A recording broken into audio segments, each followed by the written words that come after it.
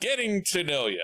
I've had you on the channel a couple of times now, but it's a learning process, right? We haven't met face to face yet. We're still over in the cyber world of things. So, there's always room to get to know you better. So, tell me a little bit about you, Dan Eckert. Tell me about you. Like, how did you get to be a movie fan? Like, where does your love of movies start?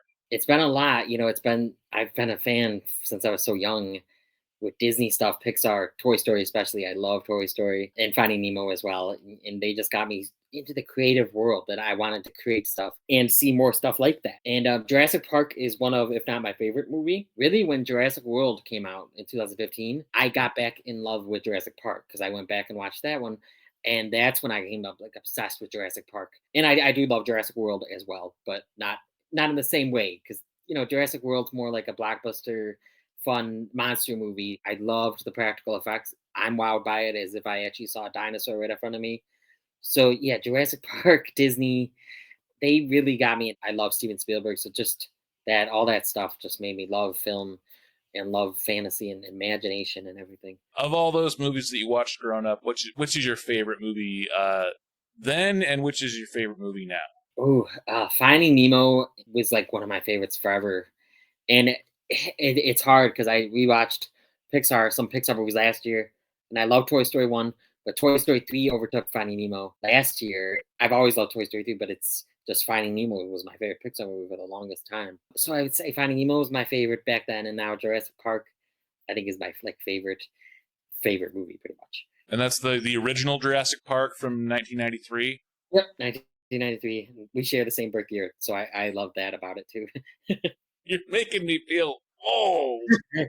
I was working at the movie theater when I was in high school when Jurassic Park came out. Like DTS surround sound, like both of us are, we love movies in theaters. At least in our theater, that was like the very first movie that came out that featured the DTS surround sound system. And it was so new that in our theater, in our janky little Everett Mall cinema, the speakers for DTS, they weren't even really installed. They were just sort of placed on the ground in the front of the theater.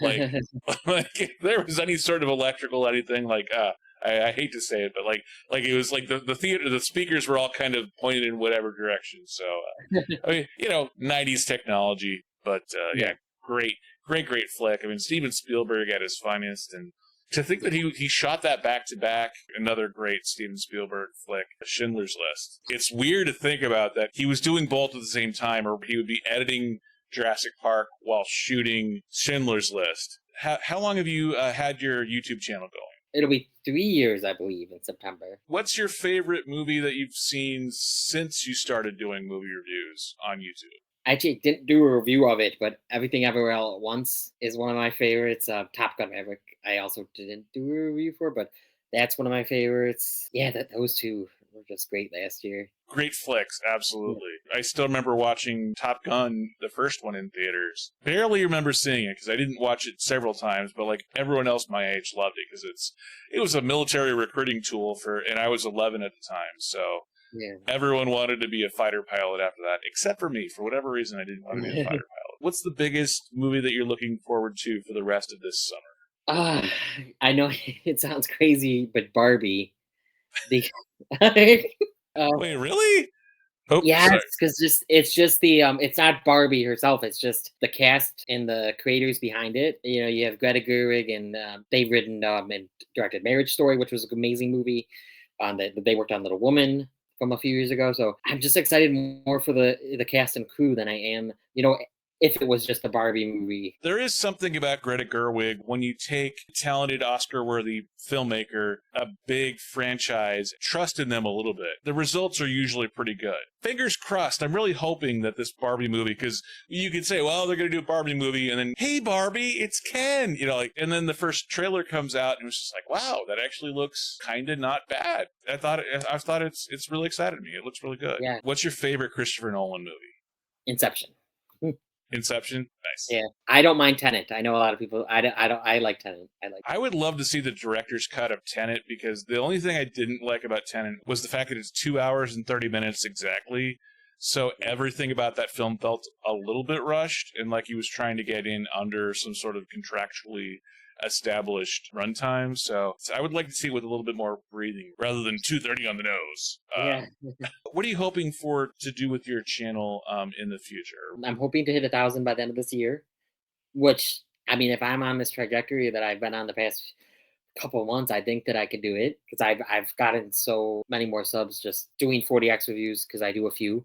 Because I'll do like coming soon, a short, coming soon, a long form video, and then the reviews when they come out and the shorts of those reviews as well. I mean, each movie, kind of like how you have so many shorts for each movie, you could have 7 shorts for each movie.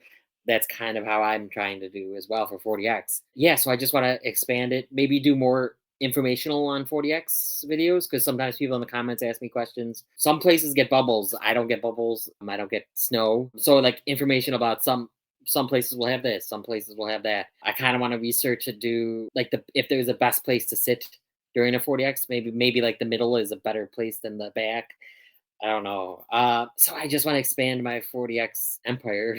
uh, I love that format, and I think that would be really good getting some videos on the technical aspect of it because there's a lot yeah. about you can just say, well, it's 40x, but I'm like, well, what does that mean? Is it just a THX surround sound? Like, what exactly is it? I think that would probably do pretty well. It is a popular format, and people might be wondering, like, what the heck? Like, what, is it worth the extra three or $4? And why should I pay that extra $3 or $4? Damn it! Anything else you'd like people to know about you? What's your favorite type of movie?